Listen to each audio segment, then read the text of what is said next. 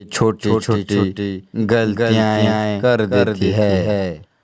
Formation खराब करे बचाव और पाए अच्छे अंक। उत्तर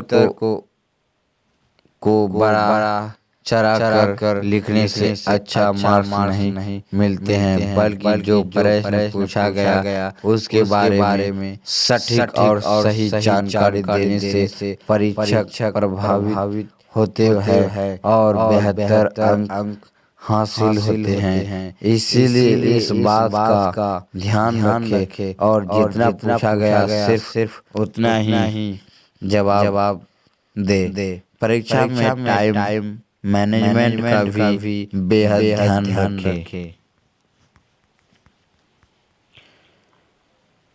10वीं और 12वीं की परीक्षाएं हर स्टूडेंट की लाइफ में एक टर्निंग प्राइवेट होती है। इन्हीं परीक्षाओं के आधार पर स्टूडेंट का पूरा फ्यूचर टिका रहता है। इसीलिए यह बेहतर जरूरी है कि इन परीक्षाओं में किसी भी तरह की कोई गड़बड़ी न हो।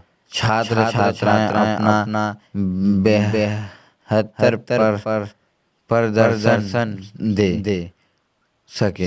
इसके लिए जरूरी है कि बेहतर तैयारी करने के साथ क्वेश्चन पेपर हल करते समय भी कुछ सावधानी रखी जाए, जिसमें साल भर की मेहनत बर्बाद ना हो और बेहतर मार्क्स हासिल किया जा सके।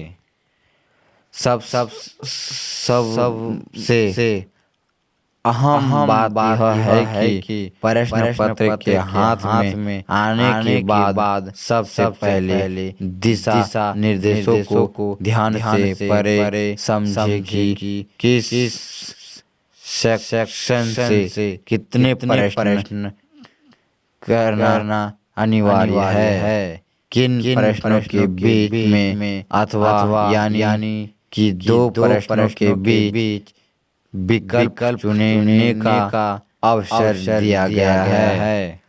कई बार स्टूडेंट हर बारी में दोनों प्रश्न कर बैठते हैं, जिससे उनका वक्त बर्बाद हो जाता है। बेवजह आंसर को न बढ़ाएं। उत्तर को बड़ा चढ़ा कर लिखने से अच्छा मार्क्स नहीं मिलते हैं, बल्कि जो प्रश्न पूछा गया है उसके बारे में सटीक और सही जानकारी देने से परीक्षा प्रभावित होते हैं और बेहद अंक हासिल होते हैं। इसीलिए इस बात का अवश्य ध्यान रखें और जितना पूछा गया सिर्फ उतना ही जवाब दें। टाइम मैनेजमेंट का रखें ध्यान। अच्छे मार्क्स पाने के लिए जरूरी है कि पेपर को सही समय पर पूरा किया जाए। इस बार स्टूडेंट गलती करते हैं कि किसी एक या दो पर ज्यादा समय देते हैं और इसकी वजह से उनके पास अन्य विशेषज्ञ के लिए समय नहीं मिलता। इसीलिए जरूरी है कि टाइम मैनेजमेंट का ध्यान रखें और सही प्रश्नों का हल करें।